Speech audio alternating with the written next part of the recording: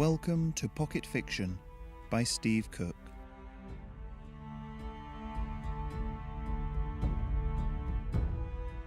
Son of a Bit.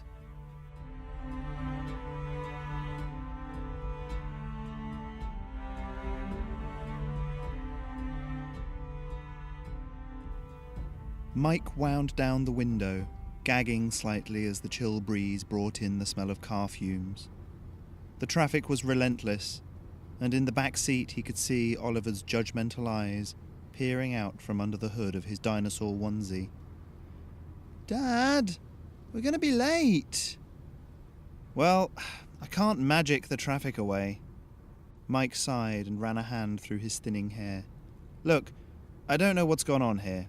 Some sort of accident, maybe. Bit?" The eyes on the little bobblehead air freshener that sat on the dashboard lit up, and it looked up at Mike. "No, I don't think so, sir," it said. "Traffic is always like this here at this time." Mike stared at the little robot. "What?" "I said traffic is—" "I heard what you said. Why the hell would you bring us this way then?" Bit turned and pointed through the windscreen. "There's a parking space on the left up there about to come free. Please pull in safely." Mike stared into Bit's unblinking eyes, then moved forward as the rest of the cars shifted. Sure enough, a hybrid purred out from the line of parked cars on the left, and Mike slid into the empty space.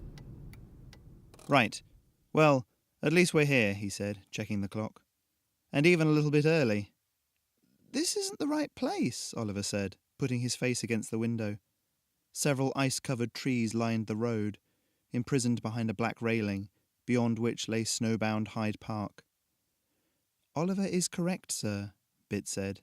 "However, the walk through the park is the quickest route, taking the traffic into account, and also there is a snow sculpture art installation that Oliver wanted to see." "What? I don't have my coat," Mike said. "Oliver doesn't have his. He's supposed to be at a party." Bit looked down, eyes dimming slightly. "I'm sorry, sir. I did mention to take your coat as we left home, but it doesn't matter now. A brisk walk will do us good, you always say." "Ugh, come on," Mike said, opening the door and stepping out into the chill. Oliver climbed out of the car, wrapping his arms around himself in a vain effort to stay warm. A small tone sounded out of Mike's earpiece as Bit transferred out of the car. "The park gate is just to your left, sir." "Come on," Mike said, putting an arm around Oliver. "I'm sure it's not too far, and we'll warm up if we move quickly." The park was desolate, barely anyone moving. A few dog walkers, wrapped up against the chill, mingled with the occasional hardcore jogger. Steel grey clouds overhead threatened more snow. Some helpful soul had swept the path, moving the dirty slush to banked piles on each side. "Where are we going, Bit?" "The snow sculptures—" Mike swore. "Not the sculptures, the party. Which way's the quickest way?" Oliver tugged at his arm. "I want to see the sculptures, though. I saw it on the net, and you promised we could come." "But—" Mike shook his head. "Fine. Bit, which way?" They walked for a few minutes, the only sound coming from the earpiece as Bit directed them across the park. "There it is," Oliver said, pointing to a small fenced-off area. Just inside, a few onlookers were milling around giant snow models. The boy looked at his dad. "Can I go look?" "Fine. But be quick." Mike checked his watch. "Party starts in 10 minutes. He watched as Oliver ran off, then said, "Bit, call your technical support line, please." "Sir, if there's some problem—" "Just do it. Please." The earpiece went quiet, and then the sound of a busy call centre came through, a man's voice speaking over the babble. "Good afternoon, sir. You're through to Reg at BitTech Customer Support Centre." Mike thrust his hands into his pockets and began a slow wander over to the sculptures. "I'm having trouble with my Bit. Can you look at the logic for the last half hour, please?" "Of course, sir." There was a pause, then... "Sir, I'm looking at resupply instructions for family groceries. 3 emails automatically replied to. Some dictation. Routing instructions for a car journey." "That last one. That's the one that's faulty. It's taken me to some damned art show. We're not dressed for it, and we're going to be late." "The timings work out, sir. Your bit has allowed for the time taken. That's not the point. After this, I've got to be at a meeting at South Kensington. Mike jabbed a finger in the direction they'd come. But the car is all the way over there now. I'll have to walk back to it. I'm not exactly dressed for this. These are important clients. I understand, sir. It would have been more convenient for you to have driven your son direct to the party and have left earlier. I can only apologise. Well, that's something, I suppose. There was the sound of tapping on a keyboard on the other end as the technician spoke. Bit works best when you talk with it, sir, so that it can get to know you. Well, I haven't got time. Of course, sir. Then perhaps putting it back into its dedicated learning mode is best, prior to a full wipe. Mike wandered over to the fence and leaned heavily on it. Okay. Thank you. Thank you anyway. There was a small click as the call was dropped, and then the infrasonic tone that told him Bit was listening. Oliver was running from sculpture to sculpture, camels and elephants and pyramids lovingly crafted from pure white. The sight of him was almost comedic, bright green contrasting with everything around him, cartoon dino shoes flapping on the ground. He turned briefly, swept his hair back and waved almost shyly.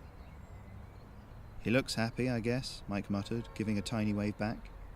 He pinched the bridge of his nose. "Look, Bit, you were listening in on that call, right?" "Of course, sir." "And this isn't the first time something like this has happened. And it's just not good enough. I didn't buy you for any of this funny business.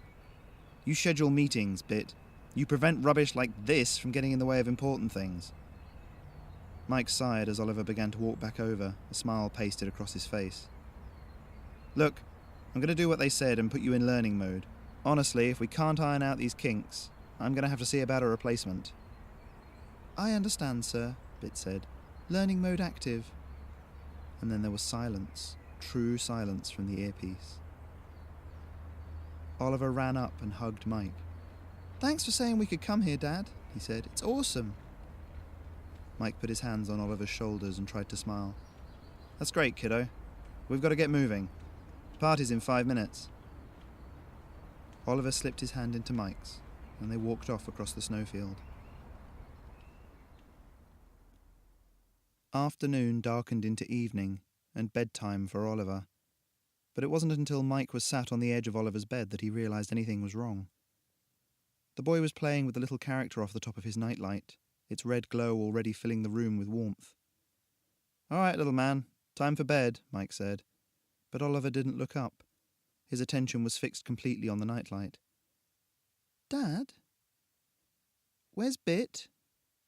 "What do you mean?" Oliver frowned and pointed to the plastic character in his hand. "When he's listening, there's a little noise that makes everything feel okay. But now I can't hear it." "He's still here, son. I put Bit in learning mode. He really let me down this afternoon. I turned up at that meeting looking like a drowned rat." "It's my fault, isn't it? Because I wanted to see the snow sculptures." "What? No."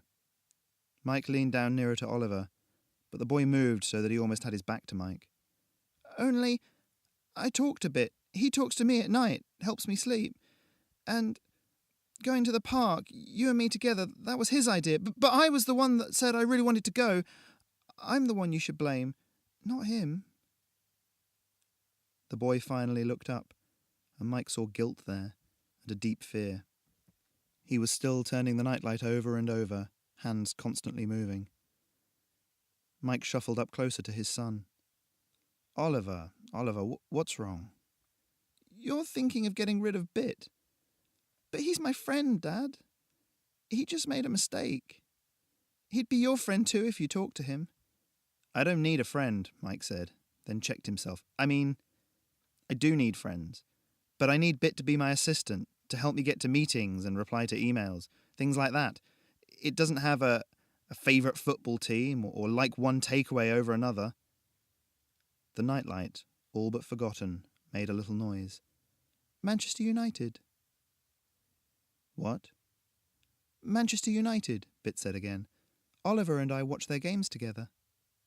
Oliver sat up and let Mike get a better look at the little robot. "Why would you have a favourite football team?" he asked, taking it from Oliver. "It's a data node," Bit said. A point of information that helps me to build a better picture of my owner and work better with them. In this case, Oliver. I can predict him better because we've spent more time together. Mike looked from Oliver's hopeful face to the little plastic nightlight. I'm not winning this argument, am I? Oliver put the little plastic robot into Mike's hand. Here, you can take it downstairs with you. This is your nightlight, though. I thought you couldn't sleep without it. With a little shrug and a smile, Oliver snuggled down into his duvet. You need it more right now.